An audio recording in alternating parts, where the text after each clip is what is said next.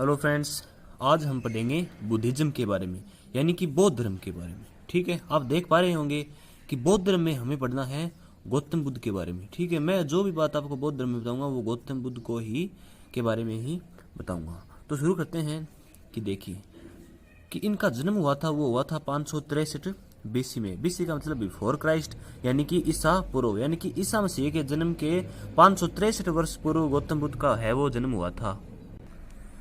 हाँ, तो 563 बीसी में हुआ था। और हुआ कहाँ पे था? तो वो था लुम्बिनी, जो कहाँ पे है वर्तमान में, वो है नेपाल में। यानी कि गौतम बुद्ध का जो जन्म हुआ था वो लुम्बिनी नेपाल में हुआ था और 563 बीसी में हुआ था। अब देखिए कुछ इसकी फैमिली के बारे में, इसके परिवार के बारे में, कि जो गौतम बुद्ध थे उनका मूल नाम क्या था? वो था सिद्धार्थ। ठीक है, यानी कि इसका जो मूल नाम था वो सिद्धार्थ था। इनकी माता का नाम था महामाया। इनके जो पिता थे उनका नाम था सुधोधन, और इनकी जो पत्नी थी उनका नाम था यशोधरा, और उनके जो पुत्र थे उनका नाम था राहुल। अब देखिए इनके जो गुरु थे उनका नाम था अलरा कालमा। ये हो गया इनके परिवार के बारे में। अब देखते हैं इनकी कुछ जो ग्रह त्याग किया था इन्होंने, कब किया था और कहाँ, कैसे, उसको क्या कहा जाता है, ज्ञान प्राप्ति कहाँ हुई थी और उसके बारे में। ठीक है, यानी कि जब इन्होंने बौद्ध धर्म अपना लिया था उसके बारे में हम बात आगे करते हैं। तो देखिए कि जो ग्रह त्याग को जो बौद्ध धर्म है उसमें महाविनिष्क्रमण कहा जाता है, और इसका जो प्रतीक है वो है घोड़ा। अब देखिए कि जो ज्ञान प्राप्ति जिसे निर्वाणा कहा जाता है, और इसका प्रतीक है बोध वृक्ष, यानी कि गौतम बुद्ध को जो ज्ञान प्राप्ति हुई थी वो बोध वृक्ष के नीचे प्राप्त हुई थी, इसलिए जो ज्ञान प्राप्ति का प्रतीक है उसे भी बोध वृक्ष रख दिया गया है। अब देखिए कि ज्ञान प्राप्ति इन्हें हुई कहाँ से थी?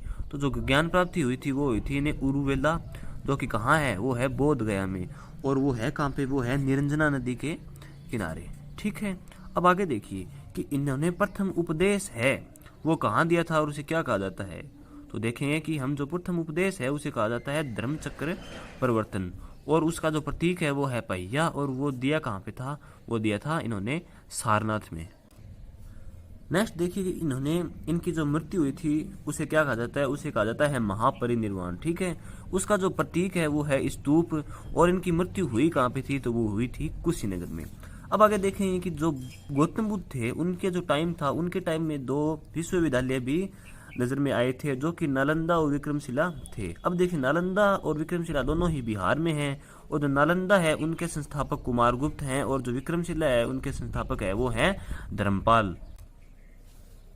अब देखिए, अब है त्रिपिटक, वो बौद्ध धर्म से संबंधित है, यानी कि बौद्ध धर्म का कोई एक ग्रंथ है जिसे त्रिपिटक नाम से जाना जाता है। एग्जाम में इनसे सीधा क्वेश्चन पूछ लिया जाता है कि त्रिपिटक का संबंध कौन से धर्म से है? तो वो है बौद्ध धर्म से। अब देखिए कि बौद्ध धर्म अपनाने वाले प्रथम महिला कौन थी? तो वो थी महाप्रजापति गौतमी, उनका नाम था महाप्रजापति गौतमी। और है कि सबसे बड़ा स्तूप वो है सारनाथ का स्तूप। तो इस प्रकार से हमारा जो बौद्ध धर्म है यानी कि बुद्धिज्म है वो खत्म हो गया है। तो आगे की हम वीडियो में जैनिज्म यानी कि जैन धर्म के बारे में जिक्र करेंगे, जिसके अंदर हम महावीर स्वामी का पूरा वर्णन देखेंगे।